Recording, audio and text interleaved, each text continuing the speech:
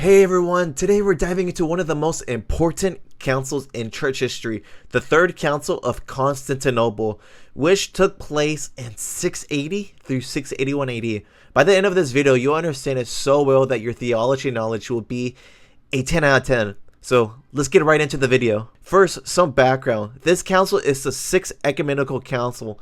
To understand why it happened, we need to look at the problem it was addressing, which was heresy in the early church. After the Council of Chalcedon in 451 AD, the church had affirmed that Jesus Christ is one person with two natures, divine and human, perfectly united, but later a false teaching arose called monothelitism. Monothelitism taught that Jesus had only one will, even though he had two natures. It seemed like a compromise to keep peace with the Monophysites, but it was a theological error and it was wrong. So if Christ doesn't have a real human will, then he isn't fully human, and that means he couldn't redeem us at all. Okay, so the main players in this story were Pope Agatho and Rome, who strongly defended Orthodox teaching, and then we had Emperor of Constantine IV, who convened the council in Constantinople. Bishops from both East and West united to settle this issue once and for all. Pope Agatho sent letters and clear arguments against monothelitism. His influence was decisive in this council's outcome. Now, before we get to the council's decision, let's clear up a key point. What's the difference between a nature and a will? So a nature is what something is, like a human nature is body and soul and limited knowledge and hunger and emotions. So a divine nature is internal, all-knowing, all-powerful, holy, and able to forgive sins. So a will is how that nature acts or chooses. So if you have a human nature, you act with a human will, eating, suffering, and choosing to obey. If you have a divine nature, you act with a divine will, forgiving sins, giving life, and knowing all things. But to put it simply, nature is the ability, and will is the choice. So when Jesus forgives sins, his divine nature means he can forgive sins because he is God.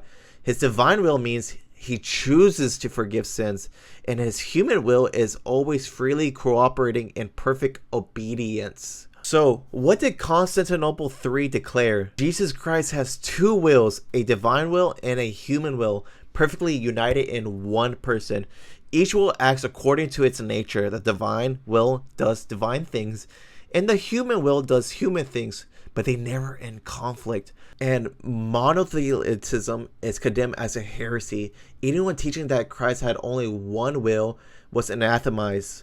And this teaching is called diothelitism, the belief in two wills in Christ.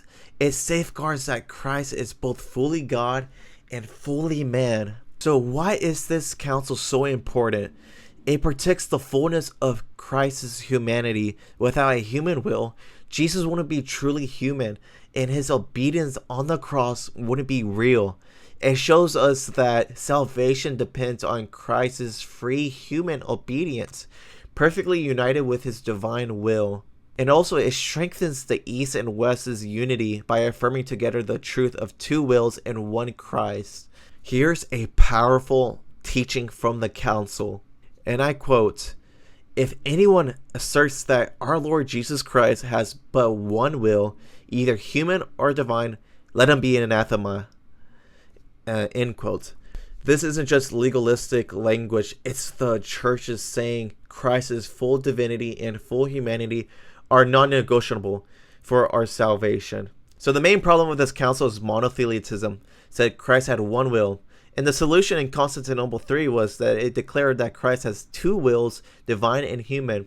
And the importance of this council is it preserves his true humanity and his true divinity and guarantees our salvation with Christ. So that's the Third Council of Constantinople explained. Now you know the difference between a nature and a will, and why Christ had to have both a divine and a human will for salvation to be real. Thank you so much for watching. I pray that y'all have a blessed day. Peace out.